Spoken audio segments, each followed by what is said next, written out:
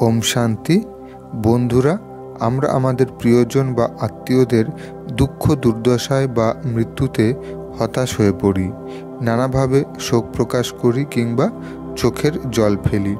আমাদের এই প্রকার শোক প্রকাশ করা বা চোখের জল ফেলা কতটা যুক্তিসঙ্গত?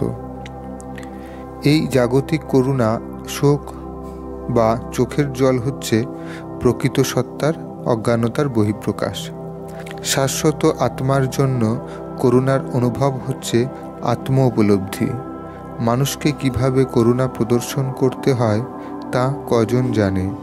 যে মানুষ ডুবে যাচ্ছে তার পরনের কাপড়ের প্রতি করুণা প্রদর্শন করাটা নিতান্তই অর্থহীন। তেমনি যে মানুষটি ভবসমুদ্রে পতিত হয়ে হাবুডুবু খাচ্ছে, তার বাইরের আবরণ জড়দেহটিকে উদ্ধার করলে তাকে উদ্ধার করা হয় না। এই কথা যে মানে না এবং যে জড়দেহটির জন্য শোক করে তাকে বলা হয় শূদ্র, অর্থাৎ যে অনর্থক শোক করে। অতএব মানুষের প্রতি কিভাবে করুণা প্রদর্শন করতে হয় জানার আগে আমাদের জানতে হবে জড়দেহ কী, চেতনাত্মা কী এবং জড়দেহ আর চেতনাত্মার মধ্যে সম্পর্ক কী।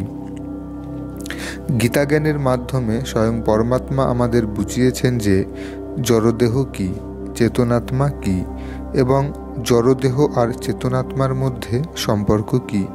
তিনি আরও বুঝিয়েছেন আমাদের স্বরূপ কী, আমাদের প্রকৃত পরিচয় কী। তাহলে বন্ধুরা, আজকের ভিডিওতে আপনাদের জন্য কয়েকটি প্রশ্ন রেখে গেলাম, উত্তরের অপেক্ষায় থাকব। সবাই অজ্ঞানতার অন্ধকার কাটিয়ে বাইরে বেরিয়ে আসতে গীতাজ্ঞান ধারণ করুন এবং অজ্ঞতারূপ যে দৈত্য আমাদেরকে আমাদের কর্তব্য কর্ম থেকে বিরত রেখেছে তাকে গীতাজ্ঞান দ্বারা হত্যা করুন, এই প্রার্থনা করি। দুঃখহর্তা সুখকর্তা পরমাত্মার ছত্রছায়ায় সবাই ভালো থাকুন, সুস্থ থাকুন, সুরক্ষিত থাকুন। ধন্যবাদ।